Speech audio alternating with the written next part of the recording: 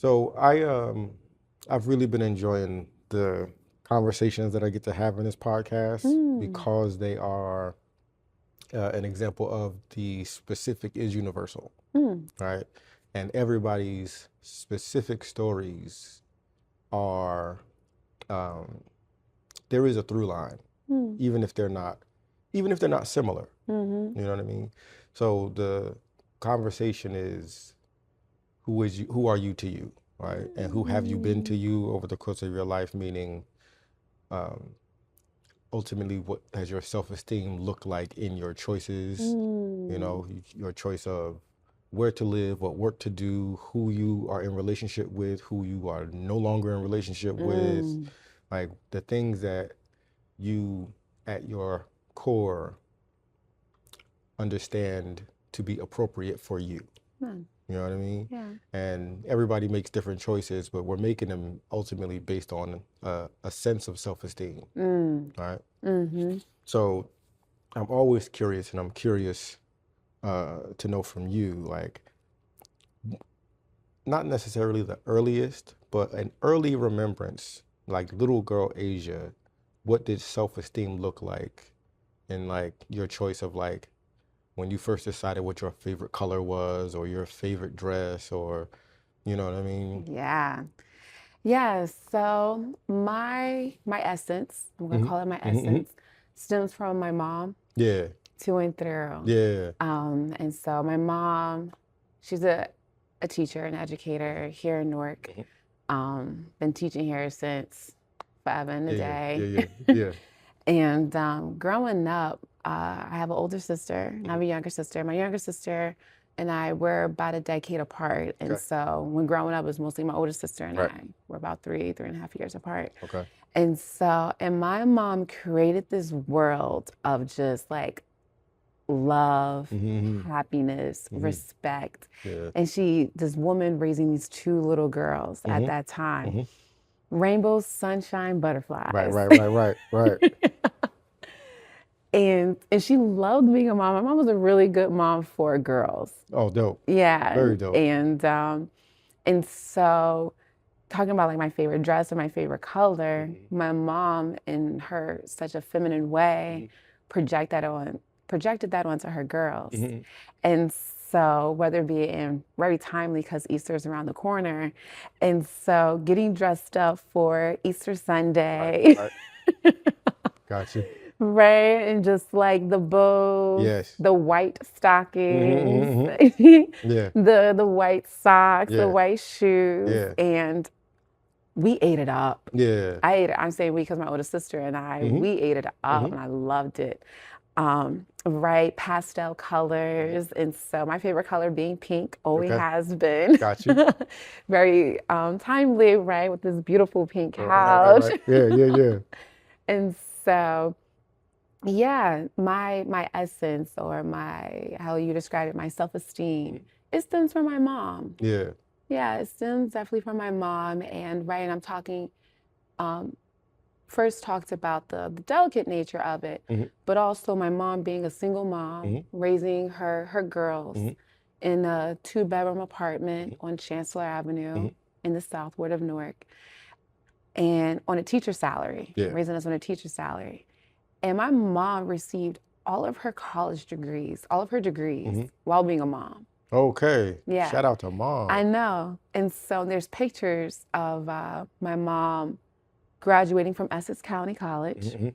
And I probably was around like 5 or 6 in the picture. Yeah. And then later on, she graduated from Kane University. Okay. And then she received 2 of her masters, one being from Fordham University.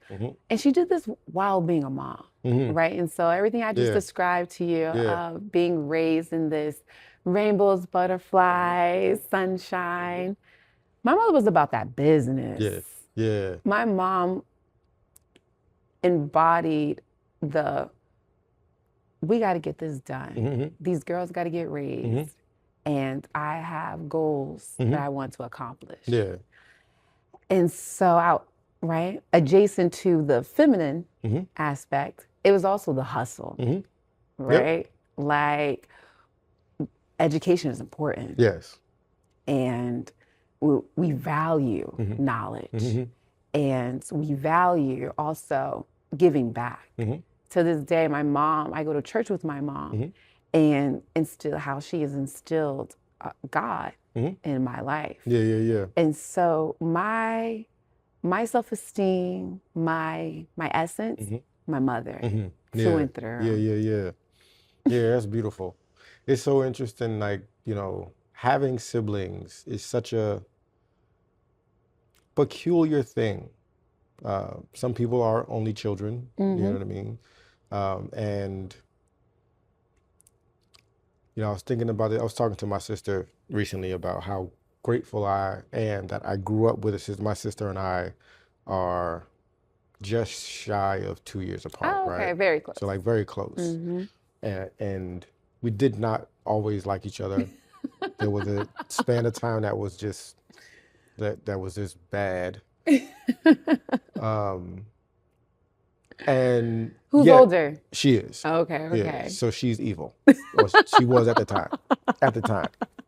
But, I got to have an up close, personal, direct relationship with a girl becoming a young lady, becoming a woman. And because of that, I got to understand femininity from young. And not just the femininity of my mom. Like, I got to see it in a sibling. Yeah. You know what I mean? And, I have brothers as well, but like, she and I were the closest in age. Yeah. And, there's something about having siblings that you learn so many things, and that when you get older, you're not shocked, Yeah. you know what I mean, by society, right? Because you've seen humanity, you know what I mean, outside yourself. And it's also purity. And it's not your parents, because your parents are superheroes. Oh. So like, they, to the day that my mom died, I had a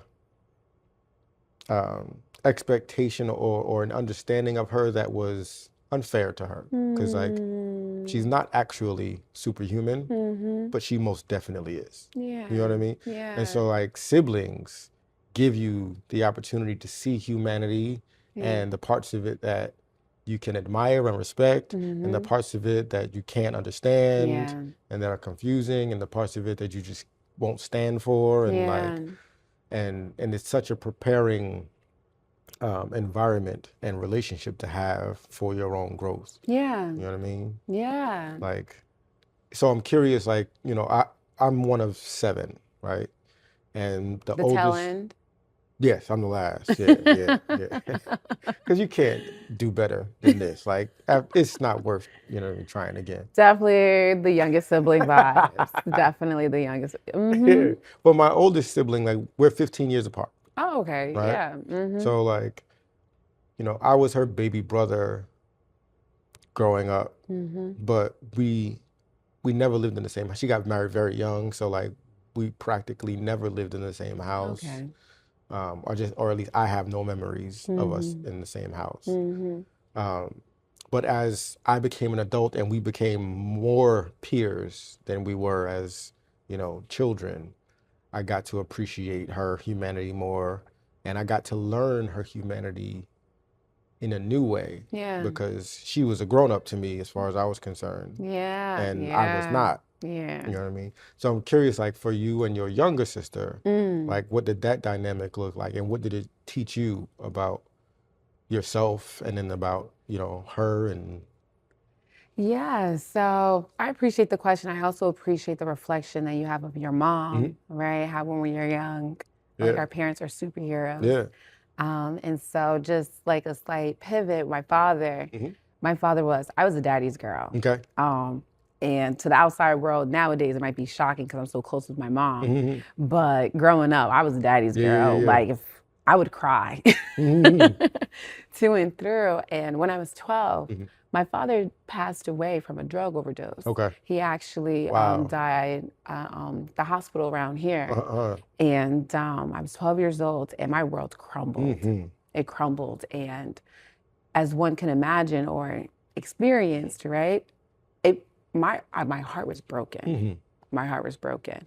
And throughout like my childhood into my young adulthood until right, as I continue my maturation in life, I went through different stages of one. At first, I faulted my father because of the drug overdose. Got you. And so, right, I'm seeing it as like, you took your life. Yeah. Right, like, how dare you left me? You left us. How dare you? And because you're a superhero, right? You're supposed to be like the all-being type of deal, like the strong. You're strong, able to deal with it. Yeah, precisely. And so my heart was broken. And then when I got into like college age, 20s, me being like reflective, like, okay, this is affecting me. What am I going to do to deal with this? Yeah. Right? Am I making choices based on the death of my father? And like, how is that realizing itself in my everyday decisions? And then having the opportunity to become a parent. Yes. Right, my son's 14 years old. Woo, child. Become a parent, and you realizing for yourself the difficulty of being a parent. Yeah. Right? Yeah.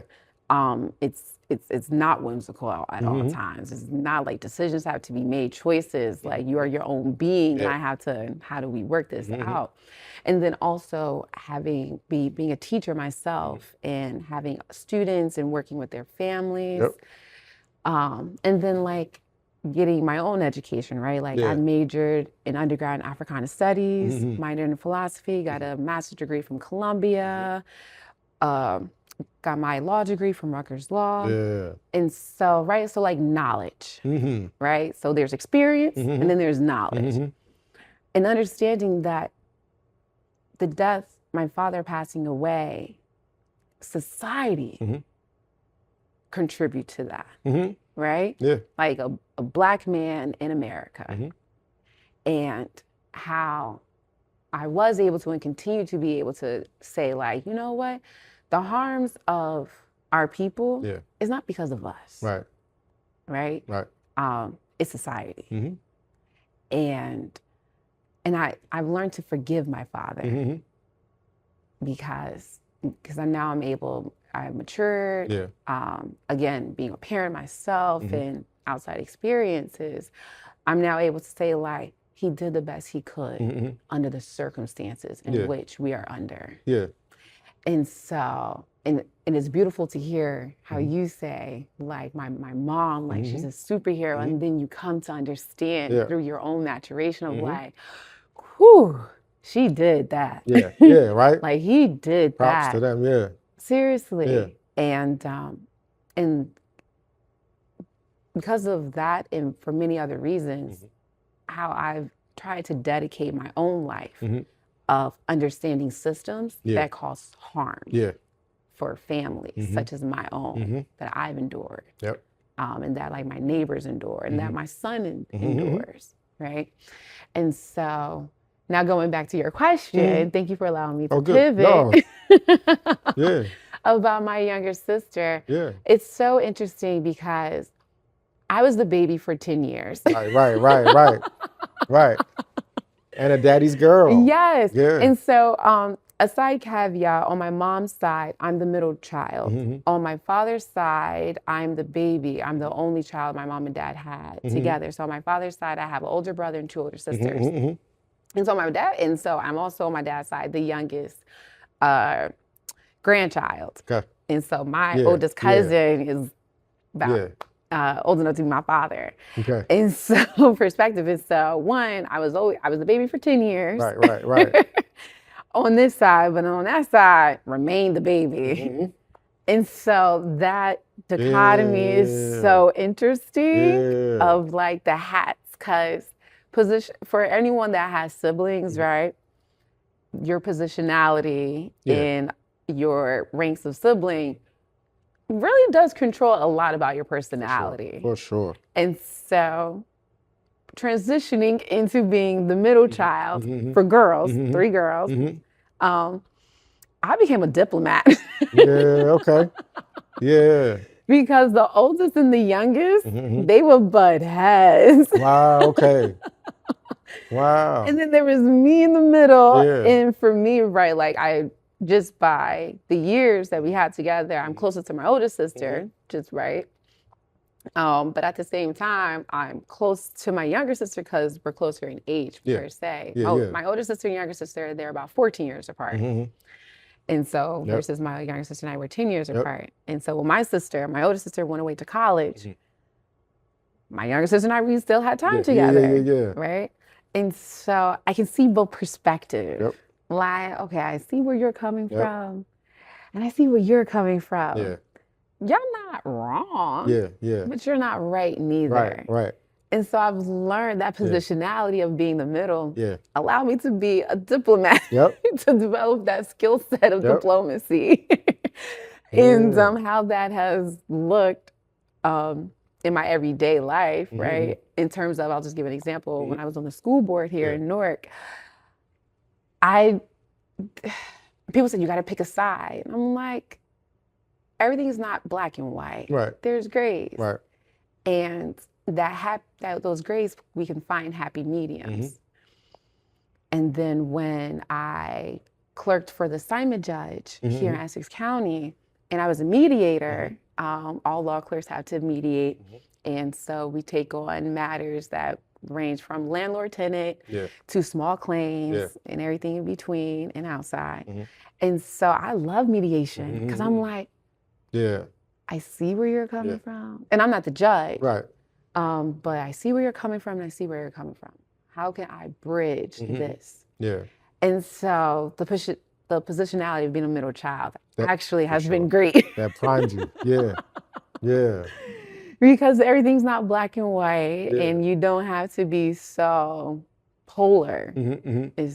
Everything is monolithic. Right.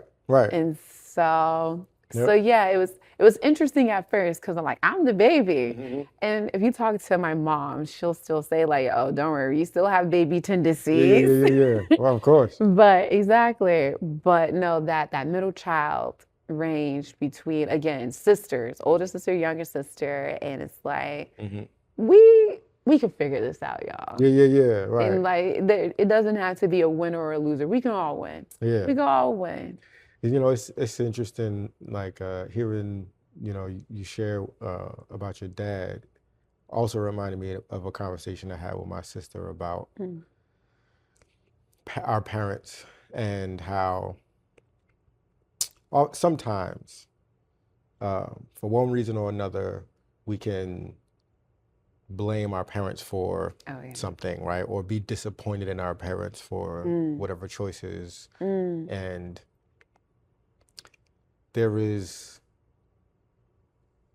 we see our parents as the superheroes, right? We see our parents as capable. They know what they need to know. They have what they need to have, or even if they don't have it, it's like, but their mom, their dad, like, Also, we don't know they don't have it. We don't know that they don't have it. But even more impactful than what they have and don't have in that moment is who they see themselves as. Like, I don't see myself as a superhero. You know what I mean? I have children. They might, but I don't, right?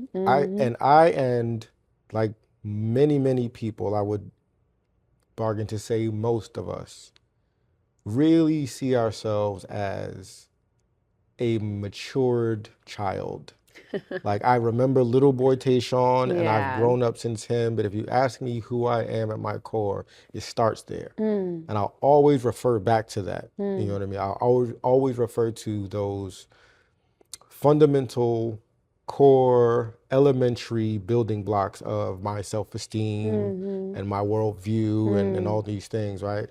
And the question becomes, do I even have an idea? Do I have a clue of how my mom or how my dad saw themselves before I judge their choices and before I paint a finite picture of who they were and have an opinion on the choices that they made? It's like, well, I'm never looking at them as the little girl, little boy version of them.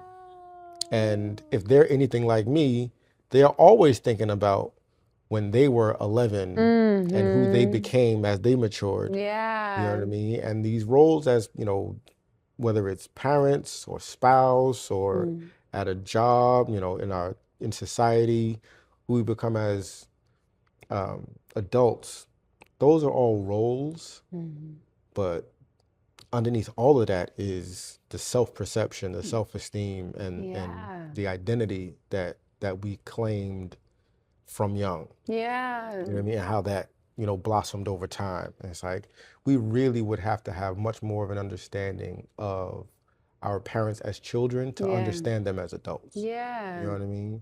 And then whatever they experienced, it's like, I have no idea what my mom experienced. Not to mention that my mom and my dad conscientiously kept some things away from me. Yeah. Like I couldn't know the breadth and the scope of what all they suffered and experienced and what traumas they had. Yeah. Just like they had no idea for their parents. Yeah. And society more and more seems to be becoming more open and transparent intergenerationally. Yeah. We don't want to withhold the traumas.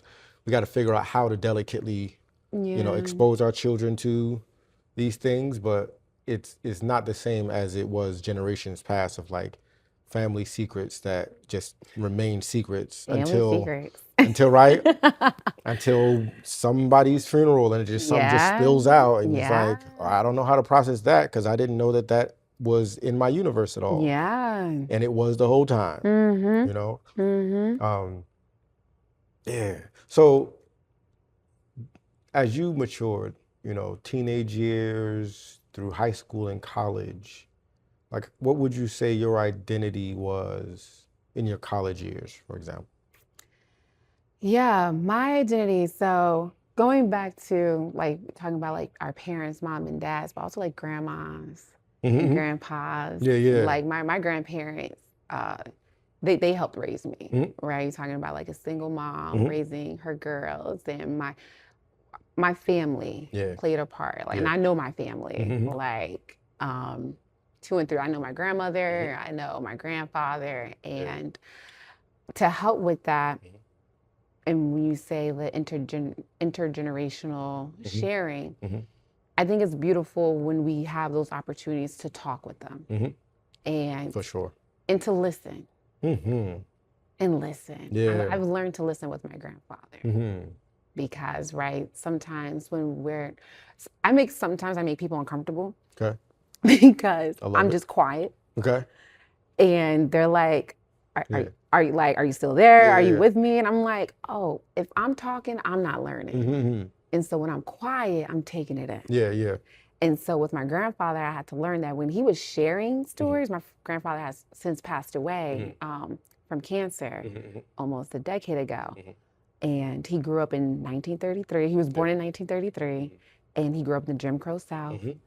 And he went away and fought in the Korean War, and he migrated to Newark during the Great Migration, right? Yeah. And so, talk about a time period of stories that kind of gotten lost because they don't want to pass on that trauma to their children and their grandchildren, et cetera. But for growing up, my grandfather shared, and I've learned to listen. Like, listen. That's dope. Like, listen. Yeah. And him telling stories about again, he grew up in the Jim Crow South, so segregated. And he said that his school was burnt down. And it wasn't rebuilt until he was in the 13th grade. Wow. And so for several years, that community did not have a school building. Right. And he also shared that he wasn't primarily raised by his parents. It was grandma. That's how grandma raised him. Right? Yep. And when he went off to fight in the Korean War, he acknowledged how it was the prayers of his grandmother that protected him. And he was shot and wounded. He received a Purple Heart for combat in the Korean War. And he also spoke about his experience, slightly, not all, right, of his experience in combat. And I don't think I'll ever forget the story, but he's explained that it was the middle of winter and in Korea, and he was suited up as a soldier. And the soldiers were getting ready to get on the train. And when he looked outside the window, it was a young child wearing a burlap bag. And for those who don't know what a burlap bag is, just think of like coffee beans, a potato sack. Yeah. And he was like, I was cold with all the gear that I'm wearing. And I'm looking at this child, this baby in this burlap bag. And for him, it was just like, war is not the answer. Like, war is not the answer. And I'm sharing all this to say, you got to listen. If you have the opportunity to be amongst folks, relatives, friends, older folks, listen. Listen, and you don't have to interject. Like, you don't your voice doesn't always have to be heard. It's like your opportunity will come. But listen.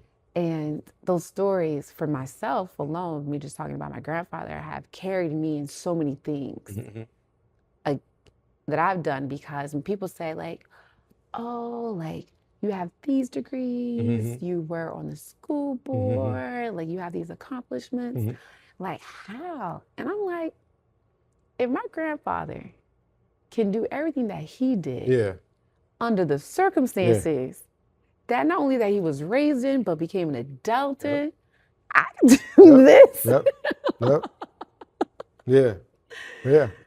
do this. I can figure this out. And not to say it's easy, but if they can figure, and my grandmother, if they can figure it out in the third time a day, we can figure this out. And it's like, it's strange because like there is almost a competition, a subtle competition of victimhood, right? Like nobody wants to not have the worst story in the room. I know. Right? And especially intergenerationally, because there is a pressure to do with what has been the groundwork that has been done for you, like do something with it. But you're not typically aware. Like if you weren't in the 60s, you're not aware of the groundwork outside of what you read in books or might see, in records on video or whatever, the news, what have you, documentaries, etc. But but you didn't live it. You know what I mean? You don't have a lived experience of it. So like you can't quite quantify what that groundwork was and what it took. And what we do, we romanticize it. It gets romanticized. Right. Like I'm listening to you talk about your grandfather, and it never struck me to think about the Korean War or any war in wintertime. For whatever reason, I always thought jungle, hot, mosquitoes, and combatants. You know what I mean? And never those nuances of like what the experiences were. And that's, you're absolutely right of how we try to triumph being victimized. Like, no, my hardship is worse than yours. And when I was at Rutgers Law, I had the pleasure of taking a South Africa constitutional law course. And within this course, we learned about South Africa legal system. And there's a lot of similarities to it because they too use the common law. So like case law, I'm not even gonna go into that. My little law hat on, that's not why we here. Got you. But there's a lot of commonalities, and so you can learn U.S. Law and be able to transfer what you learn and understand South Africa's system.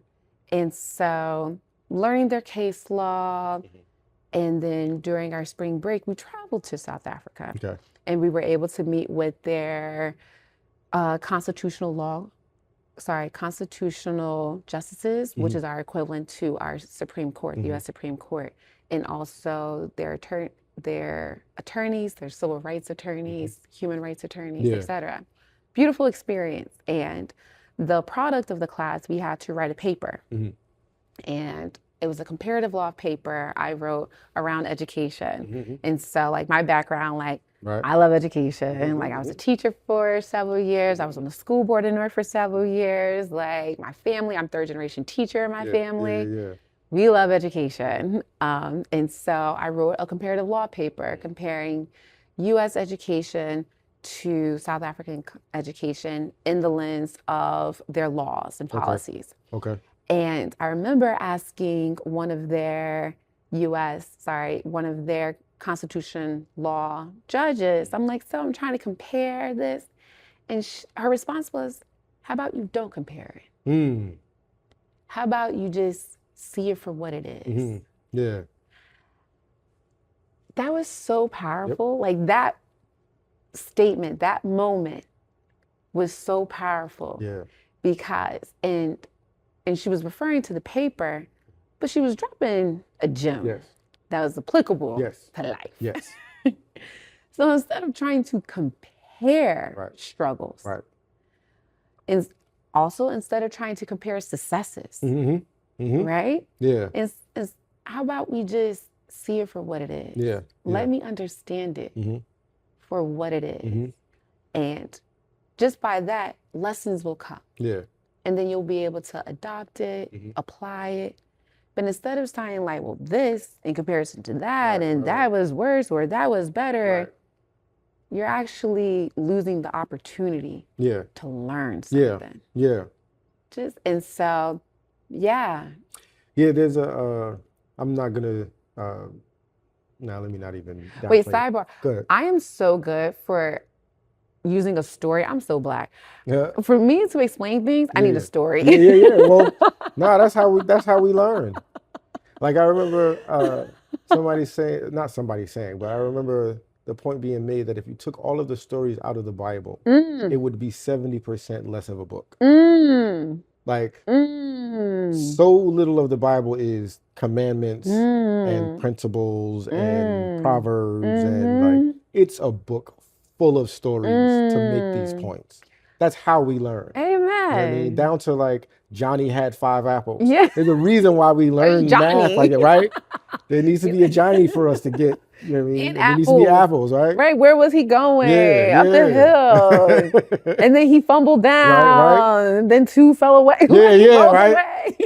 It's like, that's how we learn. You know what I mean? Precisely. It's truly the ultimate tool, supreme tool for education. Exactly. You know? Thank you for affirming it. Yeah, no, it's a fact. It's a fact. You know? Thank you. But as far as respect, I remember learning the root word and the etymology of the word respect. The root idea is to see.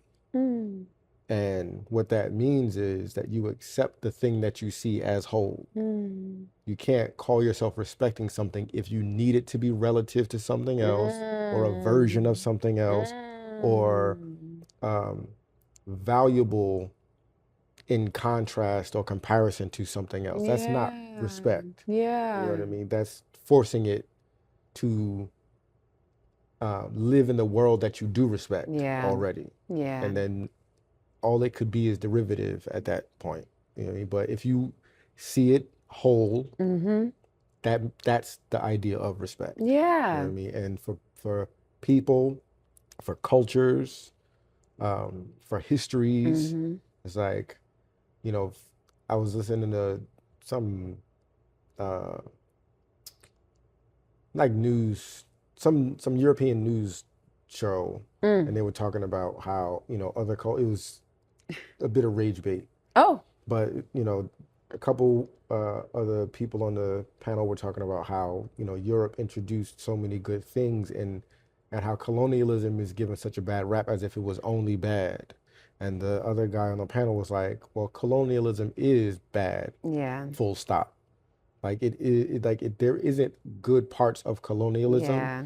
And ultimately the reason being, colonialism requires disrespect. It requires you to only see something as whole or valuable or worthy as it fits into your agenda. Yes. And so it can't be good. Yeah. Because it's like with I remember reading the Narrative of the Life of Frederick Douglass, like one of his 3 autobiographies. And, you know, he made the point of to determine and to see someone as less than human requires you to be less than human. Yes. Humanity doesn't do that Yes. to human beings. So if you would create that construct and that idea out of a human, you would have to be abandoning your own humanity first. Yes. You know what I mean? Yes. And so, you know, that the point that Justice made is so profound to me also, you know, hearing you tell it is like, even in other people, even in the impersonal concepts, theories, histories of other cultures, it's like, don't try to make sense of it through yours. Yeah. Yeah, and it's right, same thing gets done with any anything in history that was extremely harmful, right? And so slavery gets romanticized all the time. Yeah. Slaves and their masters, like they lived in, like, stop. Yeah. Like that was abuse. Right. That was torture. Yep. Like, don't, even in whatever best version you can conjure up, that was torture. Yeah.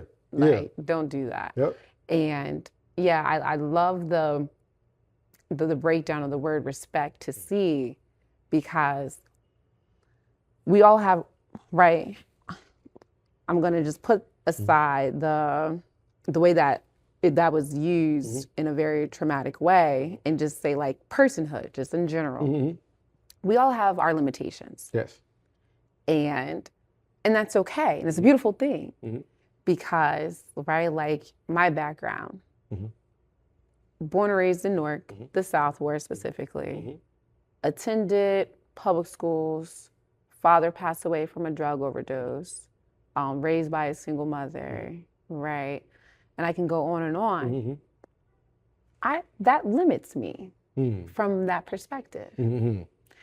It is valuable, right? But I still don't understand the world outside of my own. Got you.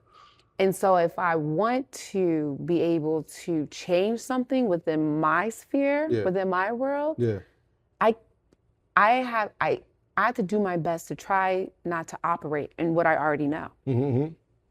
Yeah. Because what I know, like, this is the result. Yeah. This is the result. Yeah. Like, this is the result of my experiences. But if I want to change something, whether it be about myself or I want to help something that is beyond my own, I need to look outside of me. Yeah. But if I'm always looking on the outside, but looking at, like, within me, it's going to only have the same outcome. Yeah. I remember I was talking to, you know, Jasmine Mans? Yeah. Okay, so I was talking to Jasmine one day, and she was telling me about a trip she took to Southeast Asia. I think she was in Thailand. Oh, so cool. And, you know, she was talking to somebody she had just met, and he was asking, they were just getting to know each other. Yeah. You know, and she's, you know, an international traveler, and so she's telling him, like, you know, well, I'm a Black lesbian woman from America, and he kind of stopped her and he said, "What's Black?" And she, like, was kind of stunned at the idea of to explain it. Yeah, right? Isn't that funny? And she said, yeah, right? She said what it caused her to consider is, how do you understand your own identity if your politics don't exist where in this other environment? Oh, that's so deep. Right? That is so like, deep. You can't just be who you are at home. Yeah. That's not all of who you are. Yeah. Your identity has to exist in a way that spans beyond that. Because the second you travel to Southeast Asia, what is Black? Yeah. And all of the connotations of Blackness fall away too. Yes. That's so funny. So when I was in undergrad, I received a grant from the Davis Foundation, $10,000 grant to install a clean water filtration system in a community outside of Monrovia, Liberia. And oh my word. So I'm in college, so I'm probably 19, 20. And what have you. Go over there. I was there for about a month. And I remember being in a van and these children were like running up and were like, white woman, white woman. And I'm like,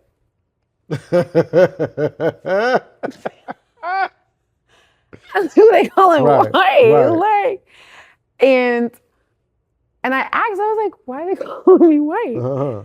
And they're like, because you're American. And they Right. correlate American with whiteness. I was like, and so Yep. her experience, that was my moment of like, oh, right. And then like over time, you learn how, right, like race is a social construct and et cetera. Yep. And I would say, I will always identify as being Black, and if I want to be more specific, African American, right?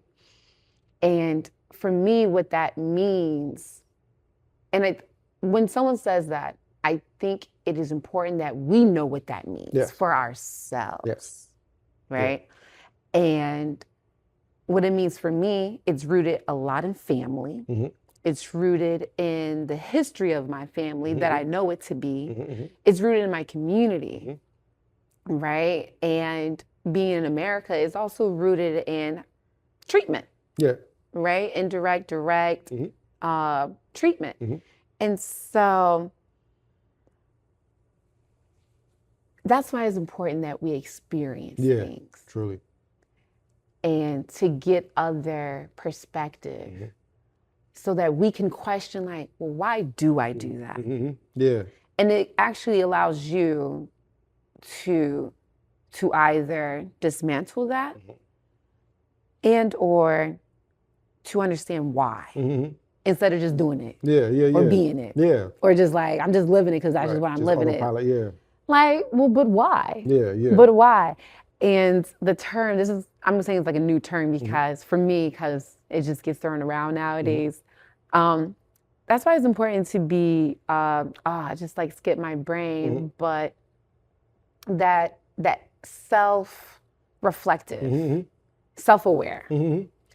And it's important to be self-aware. Yeah, and sometimes like the common conversation around code switching is a great example of it because like code switching is binary, right? You talk one way in this room and one way in this room.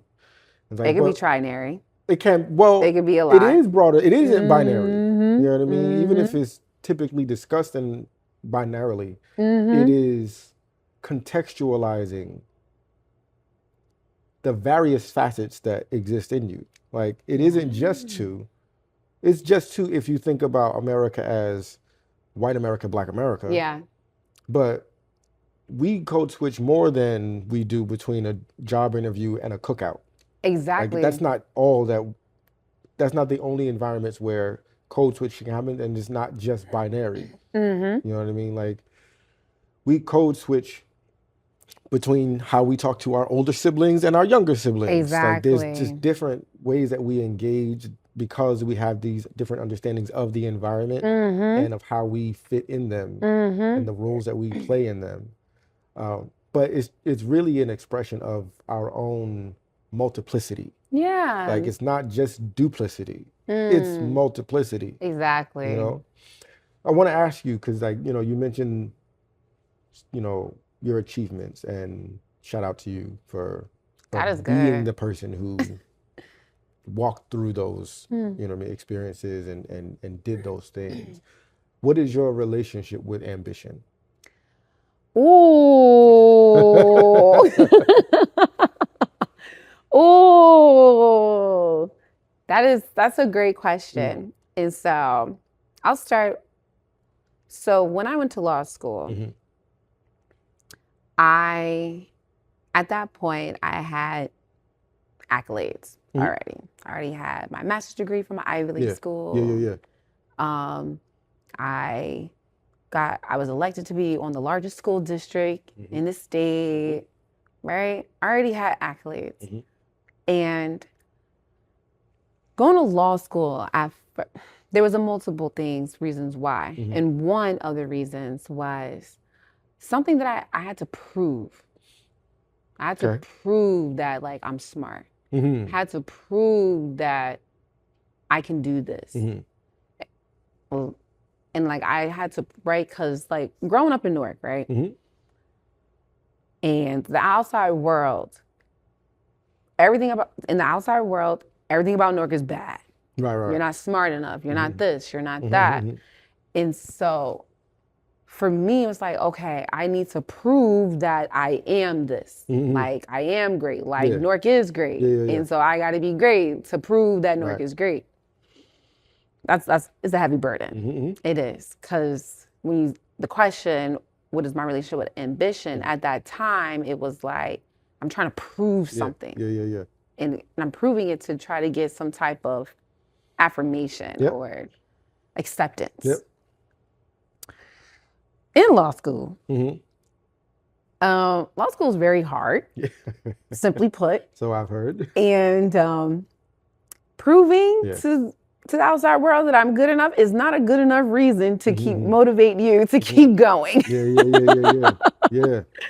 It is not enough. And in law school, I had to do a lot of self-reflection, like, why am I here? Because the reason being that like to prove something is not enough to carry me through. Right. It's not enough.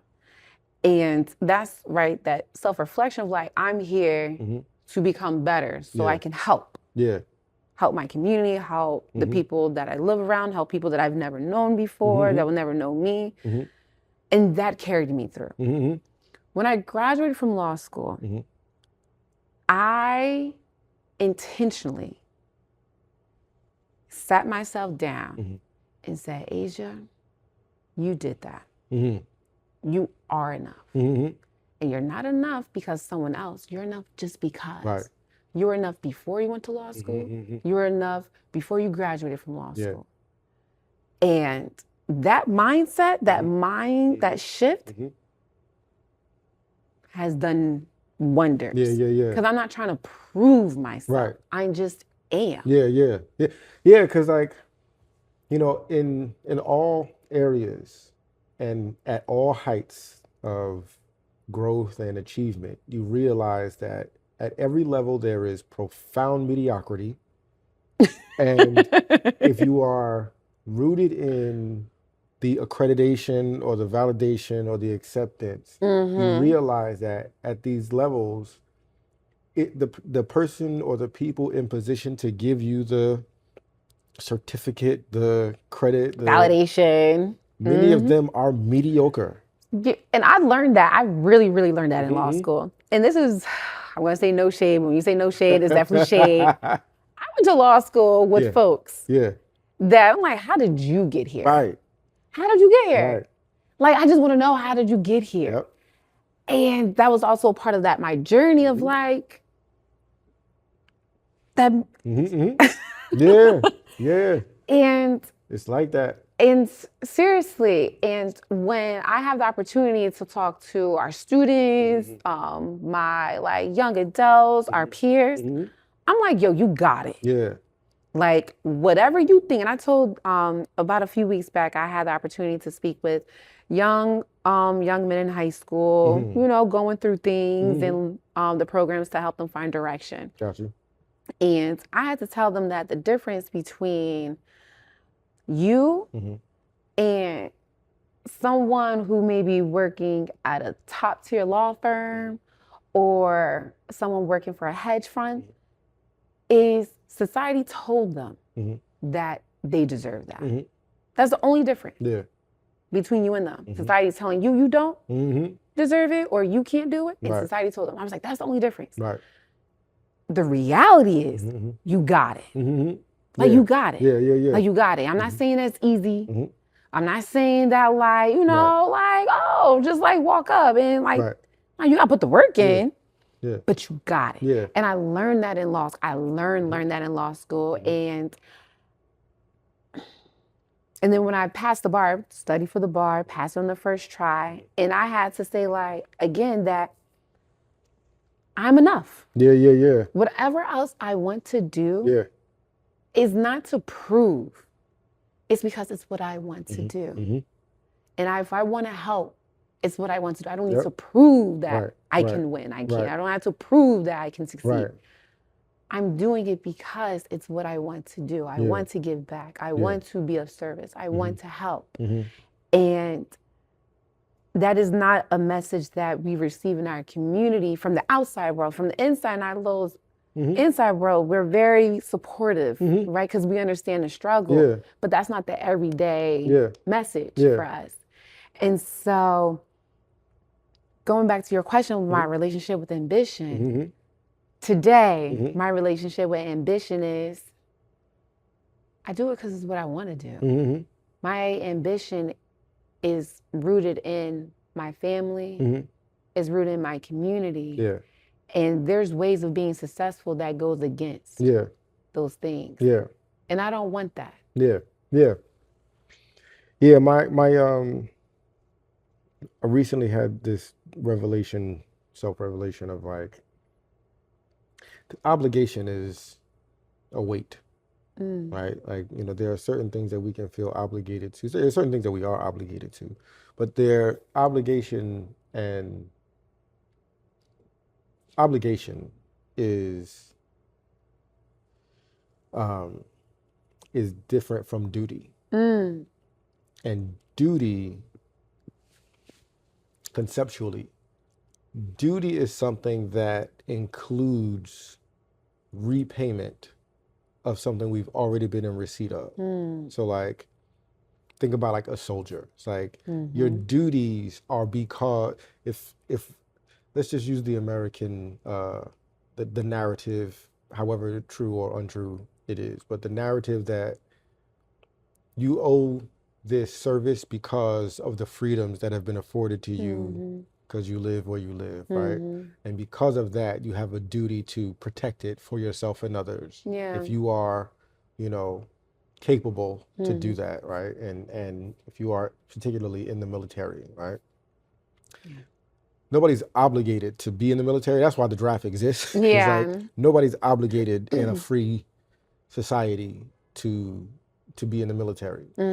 But if you should choose to go to the military, that's an expression that you subscribe to duty from what you've already been in receipt of and want to protect, right? And our duties can be fueled by ambition. Like, because in that context, gratitude is at the heart of it. You know what I mean? And so the ambition isn't chasing a mirage of a plateau that you'll never get to stand on, right? Until you tell yourself, stop, I am enough. I am whole. I have agency to do what I want to do. And I have access, resource, knowledge, and network to fully execute on whatever those choices are, right? But obligation doesn't give you all that. And obligation mixed with ambition can become very self-destructive. Very. Oh. You know what I mean? Yes. So the follow-up question is, what is your relationship with gratitude? I practice gratitude. Yeah, I believe gratitude is something that you don't arrive at. It's something that you practice. And we just spoke about this. Living in abundance versus living in deficit. And so what I mean by that, right, is when you live in a deficit, you're looking at things around you and saying, I don't have this, and I don't have that, and I don't have this, and I don't have that. That's deficit. Living in gratitude is acknowledging, living in abundance is acknowledging all that you do have. And I believe for myself that when you live in deficit, you are not practicing gratitude for what you do have. And when you live in abundance, you're acknowledging. And I'm a God-fearing woman. And I wholly believe that God has allowed me to do things and accomplish things by His grace. And if I focus on the things that I don't have, I'm not being gratuitous of all that has been given. And because right? There's a book called It Could Always Be Worse. It can't always be worse. Always. And at the drop of a hat. And we don't know what worse is sometimes until it happens. Yeah. And then you look back and you're like, man, I wish I knew what I had when I had it. Yes, indeed. And it's also being able to be in the present, right? Don't worry about what you don't have. Worry about what you do have. And when you're able to do that, you're able to be present. And we have so much to be thankful for. And going back again, when I went to Liberia, a country at that time that just came out of a civil war not too long, when I visited, the way some of those individuals I met that were living there, they were just gratuitous of not being in war. Yeah. And that, right, and so right from me being an American with, you learn luxuries, right? Like indoor plumbing, luxury. Right.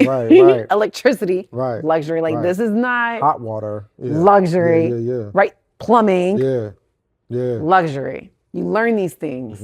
I learned it. And so this outsider coming in and they're just so like grateful. I'm like, how can you be grateful like this and that and that and this? And they were just so appreciative of peace. And I took that with me because it was like, like the more you practice abundance, right? The more you practice being grateful, the more you practice, again, it's a practice. Because you can easily get caught up in like, I don't know, like, oh, I wish I had $1 million, like, my bills paid. Right. I can do this, right? Like, I don't have this, though. I wash clothes. I got clean clothes. My son got clean clothes, right? It's a different mindset, and you have a different appreciation of things. And so, that question is a beautiful question. It's something that, right, that self-awareness that you need to practice. Because, and especially in a society such as ours that we are very rooted in, you know, being, for consumers. Right? You can never have enough, right? Like you can always have more cars. You can have a car. You can have 2 cars. You can have 3 cars. You can have a house. You got an apartment. You can have a house. You have a mansion. You got multiple properties, right? We come from a consumer society, and so it's very easy to get caught up in not being grateful. And so it's something that in society, right? Like whether it be if you watch TV, commercials, social media, ads. And so it's something that I believe that we have to intentionally practice. We have to practice these things. And you can say like, oh, that's beautiful. And I love that they have that. And I also love what I have. Absolutely. And balancing it with, I can still strive for more while also practicing living in abundance and being grateful for what I have. Dope. Yeah. That's super dope. Yeah. I want to invite you to sit on the pink couch again sometime. I really appreciate you coming through today to have this conversation, making this time and having this moment. You know, this is edifying. You know what I mean? And I'm thankful. Yes. Thank you. Thank you so much for inviting me already on this beautiful pink couch that I might say, so where did it come from? Because talk about being a consumer. Where can I get one? Maybe. I enjoyed this. This is thank you for your thoughtful questions. And it being rooted in self and not like, okay, we got to be hustle. Like, what are we doing for the next? But really that I appreciate your questions of reflection and being in the present. And so thank you. My pleasure. And thank you for sharing your own special story about your family. That's beautiful. That's my honor. Word. Yes.